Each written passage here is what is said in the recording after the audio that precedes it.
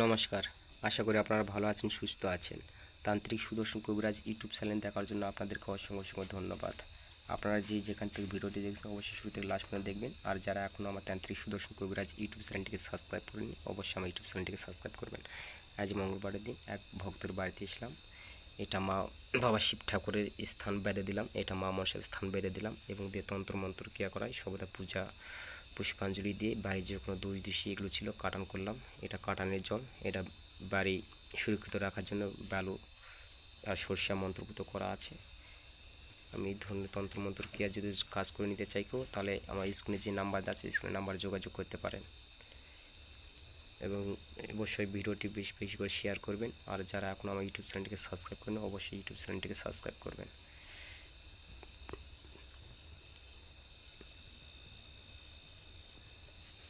এটা গোপাল ঠাকুরের ভোগ, এটা বাবা শিব ঠাকুরের ভোগ, এটা মা মনসা দেবীর ভোগ। ওখানে অষ্টনাগের দুধ কলা দেওয়া আছে সেবা দেওয়ার জন্য, এদিকে অন্যান্য ভোগ।